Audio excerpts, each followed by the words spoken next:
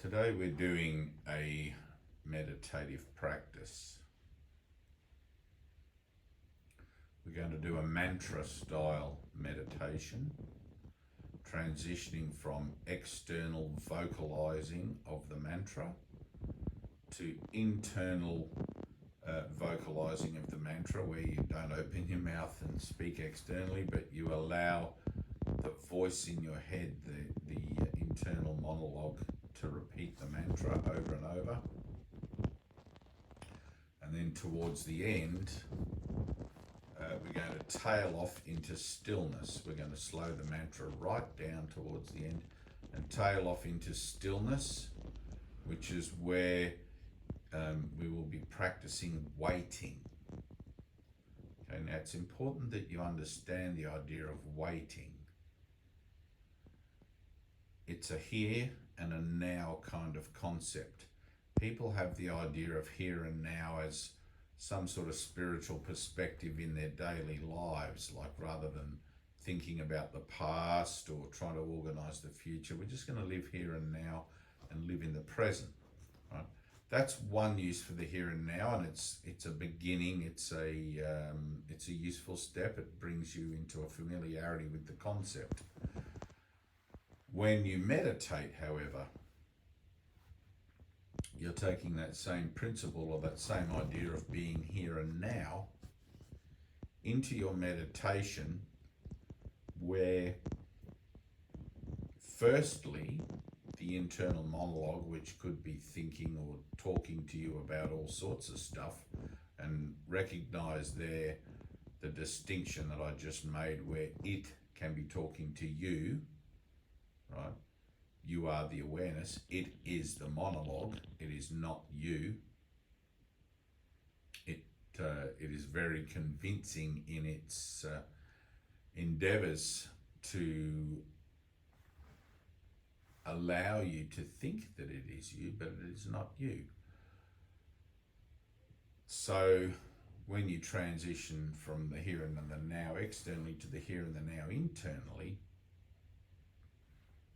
firstly, as I said before, we're going to be running the mantra through our internal monologue and then slowing that down and tailing that off in volume. We're going to control that internal monologue.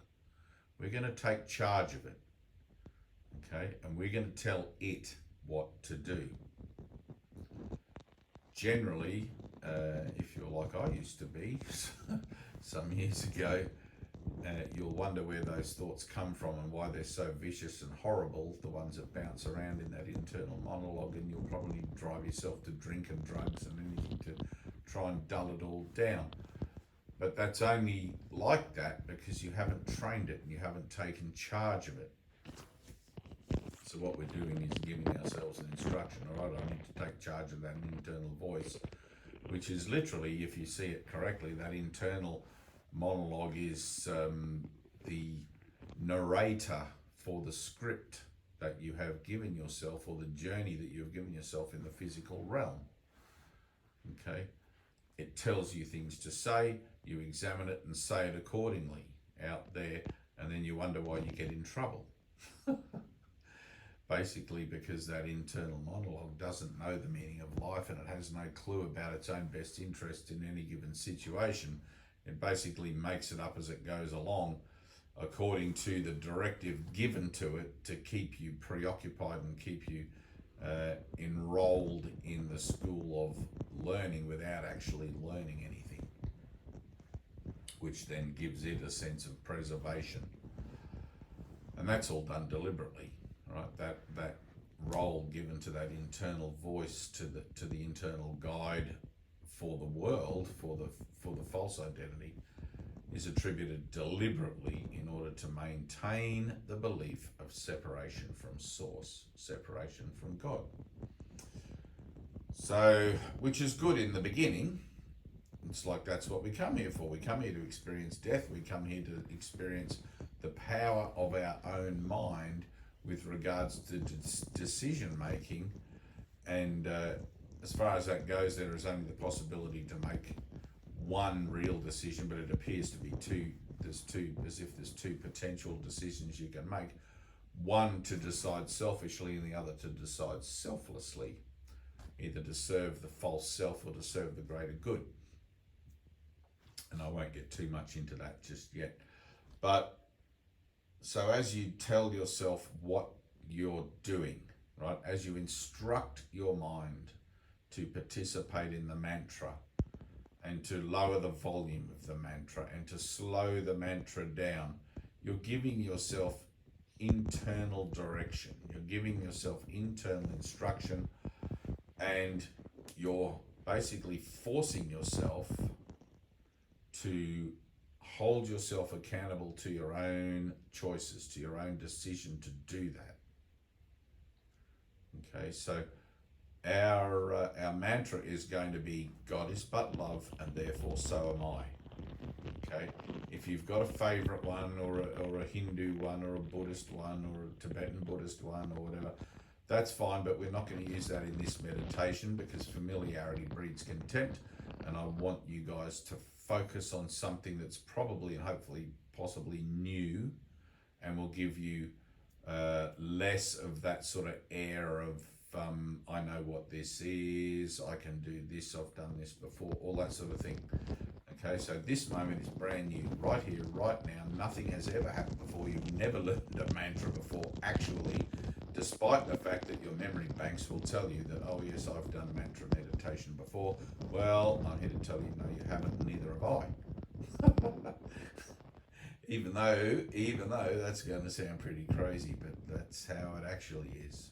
Right? There is only this moment. There is no such thing as the past or the future.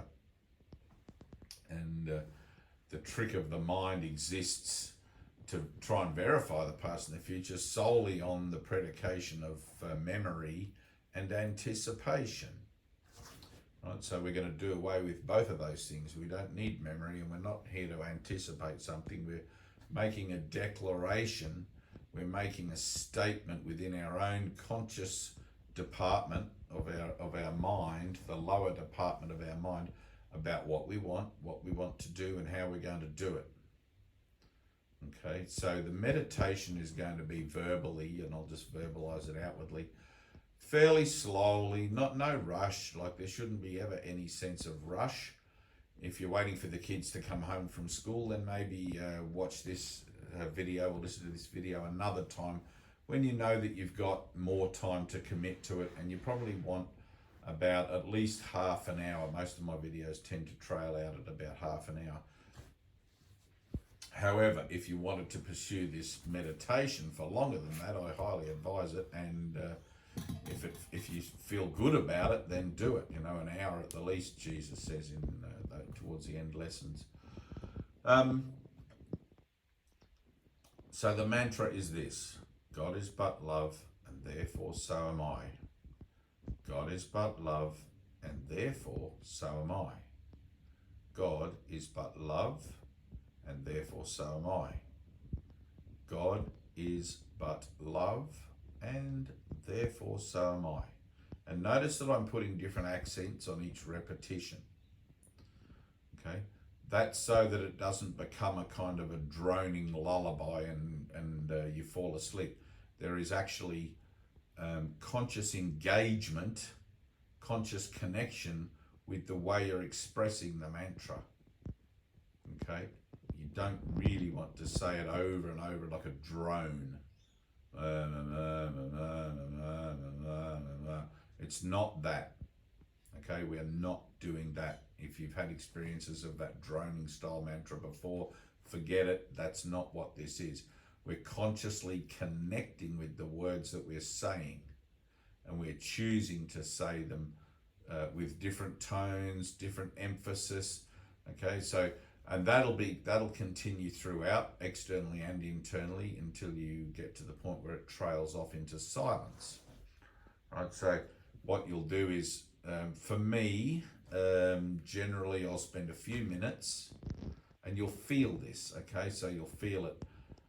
If you spend about 10 minutes verbalizing outside of yourself, externally verbalizing the mantra, after about 10 minutes or so, you should feel yourself sort of dropping into a acceptance of it.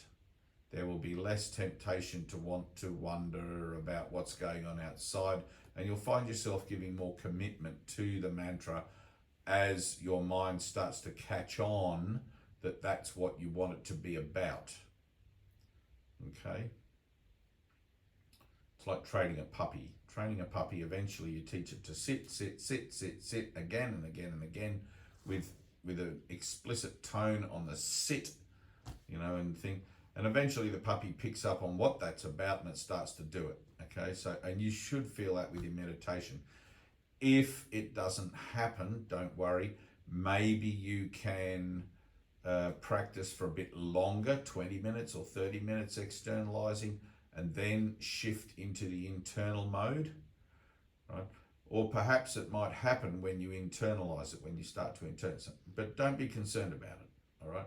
But generally you should be able to become aware of a bit of a shift, a bit of a movement there where you're less concerned with the outside world and more focused all of a sudden, like, oh, this is easy now, right? Whereas when you start, it might be difficult because the mind will be very distracted, because that's how it operates, giving you distractions.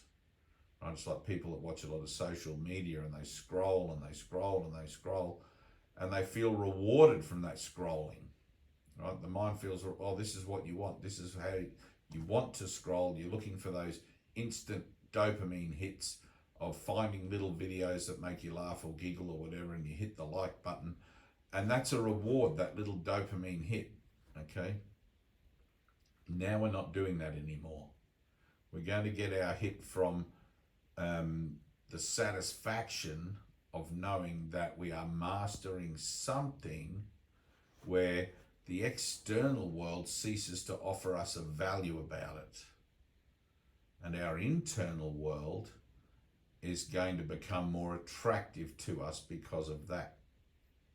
All right. And sometimes it's very hard. It's like having a drug addiction. Sometimes it's very hard to break away from that external pull, that desire to get the drugs and to get wasted and all of that sort of thing.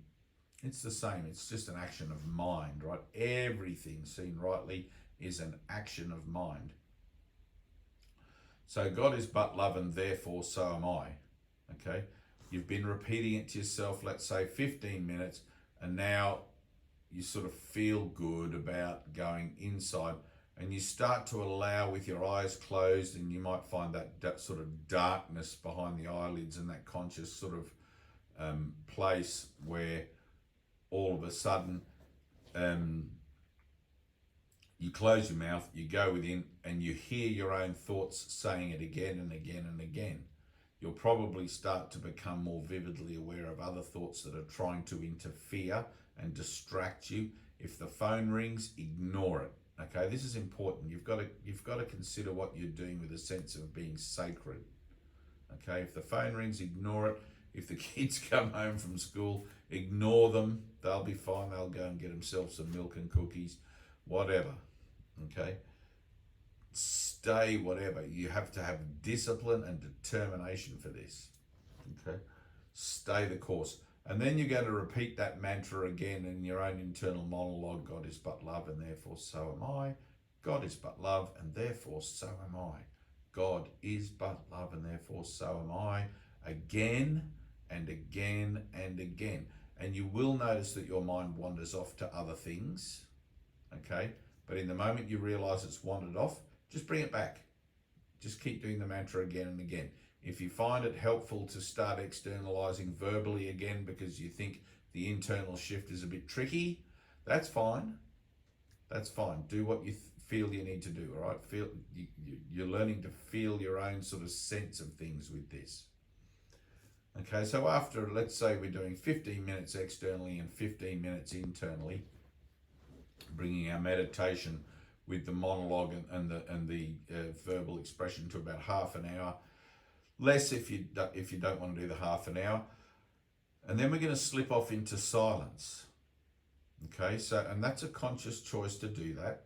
So we're going to be saying to ourselves in our internal voice, God is but love and therefore so am I. God is but love and therefore so am I. And we're going to drop the volume. God is but love and therefore so am I. God is but love and therefore so am I. And then we're going to start taking little breaks between each recitation, extending those breaks a little bit, okay? And we're going to slow it right down. God is but love and therefore so am I. And we'll try and make it as quiet as you can. I have to have some verbal volume here for the video purpose, but other than that, try to peter it off to almost inaudible, right? God is but love and therefore so am I. God is but love and therefore so am I. And then when you feel good enough to stop speaking and enter into that moment of silence where there's no internal monologue. You ready? God is but love and therefore so am I.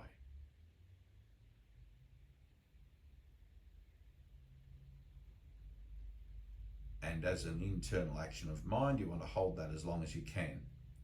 You might find initially you can't hold it at all. You've got just non-stop interfering thoughts, right? Which is fine. Go and do the workbook lessons of A Course in Miracles. If you're telling yourself, oh, I've already done those, and at the end you can't hold your mind in silence, then I would suggest that you haven't done them properly. And I know what that's like, because for the first year I did them, I didn't do them properly and I didn't get any kind of really good result. The second year I did them, I made sure that I didn't waste my time with it. I did them incredibly properly, if that's a term. And I got a massive change in the result that I got, and I was able to do this kind of meditative application really easily. Okay, so what's happening then when we tail off and enter into silence? We're actually entering into a state of listening. Now, not listening with the ears, the physical body's ears, although similar kind of action you can imagine with your body's ears if you were in a big, like a shopping mall at night and you were the night watchman and you could hear a little tinkle down the end there, and you would strain your ear to try and hear what that little tinkle was and try to decide whether it was a mouse or a burglar or whatever. You're trying to read the vibration that's coming to you for what you think it might be. Okay? Much the same manner, when you're internalizing listening, you're going to listen into the silence in a way where you're kind of extending your feel, right? Listening and feeling is the same thing in this. This is what I'm trying to get to anyway. You're extending the feeling or the feeling range or the listening feeling range into the silence. Okay, what happens is, and if you're doing this properly, and it does take some practice, don't get upset if you can't do it for a while. Sometimes it might take months or even a year or more. But what you're doing is holding yourself in that silent listening for as long as you can. And usually once you master it, this happens in about a minute, and then you'll feel this entering in. I don't know how to really describe about it. I've tried to talk about this many times in other videos, but you'll feel this sort of like clunk, this little kadunk or little bump, as if you just step down or some people tell me they feel like it's a step down. For me, it feels like a step down, but some people also tells me it feels a bit like a step up. Right? It doesn't matter how it feels as long as that's where you go with it. At the point where you can hold that listening perfectly silent. If you get another interfering thought comes in, you might want to backtrack and do the God is but love internally and start to reframe that listening again, okay? But you get this little clunk once you've mastered the stillness and the silence.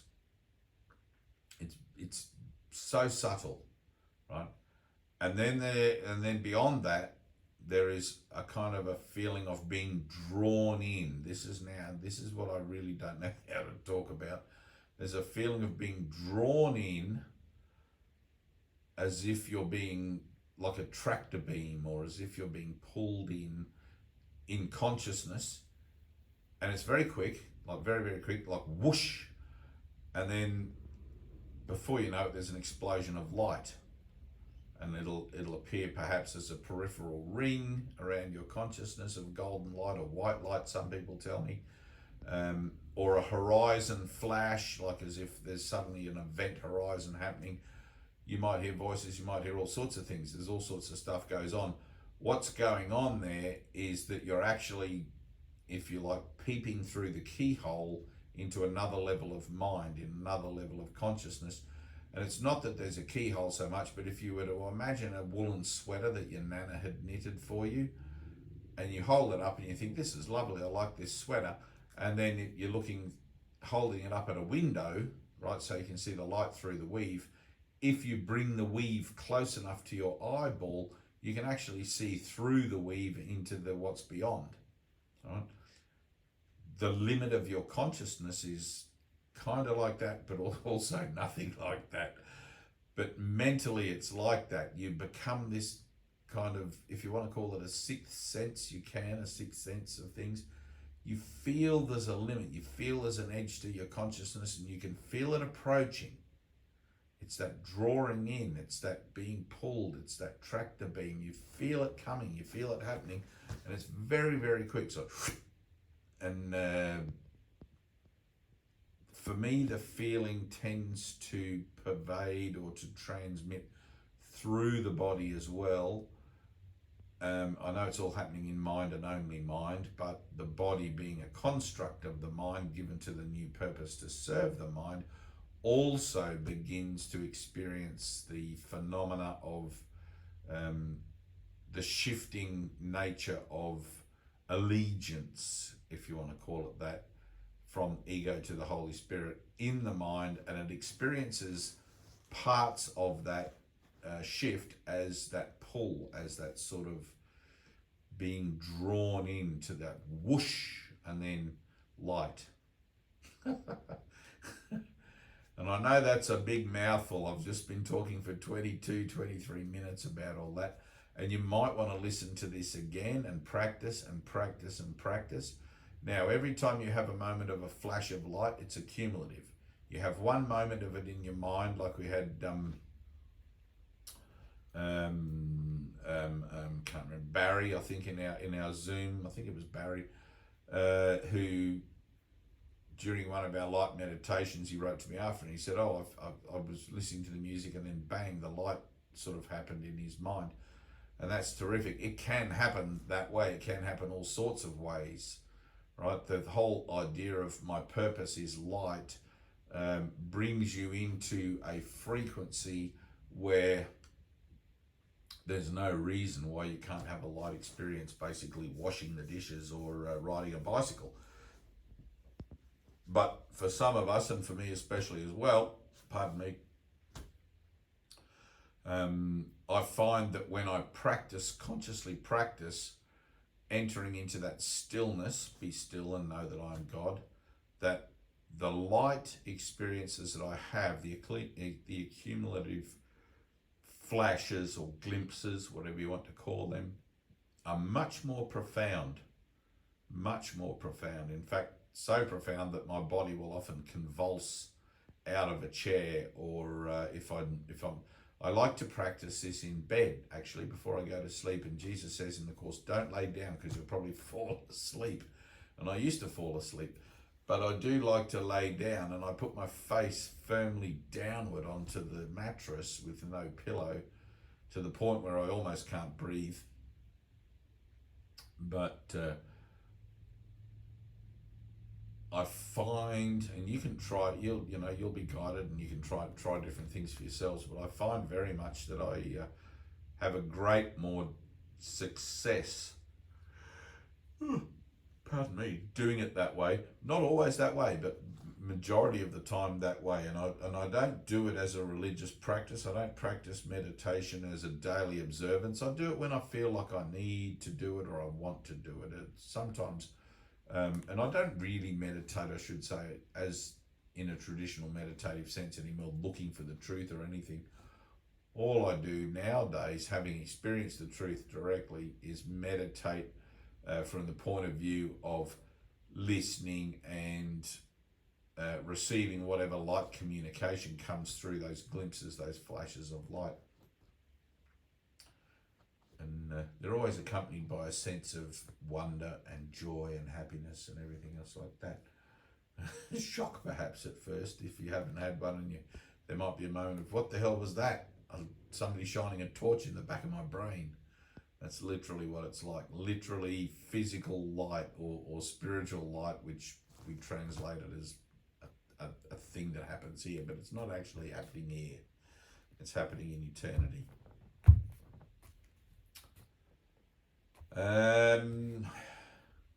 That's about it. They are accumulative. They add up as a witness. You tend to practice more, more and more, and have more and more of these light experiences, and they turn around your focal point in your mind. They, like the witnessing, all of a sudden you can no longer deny that there's something else going on, because you're part of it and you're collaborating with it and you're learning to communicate with it and through it. Right? Now, communication, revelation proceeds from God through the Holy Spirit to you, not the other way around. Prayer, on the other hand, is between you through Jesus or the Holy Spirit to God. But light communication, that's a whole other kettle of fish. And that's what I'm talking about here. Okay.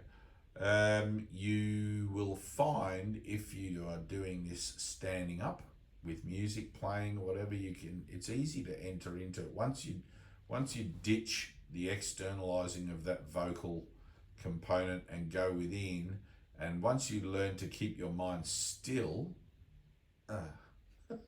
like that, once you learn to keep your mind still and silent, if you're doing this in a standing up meditation with others who can also master that, you will find that you often have experiences, and regularly have experiences, of minds being joined, right? The miracle shows you that minds are joined. It's one of the principles of miracles in A Course in Miracles, right in the beginning section. The miracle shows you that minds are joined. The miracle is anything that is focused around the notion of the light that is not of this world. Right? It's your true nature.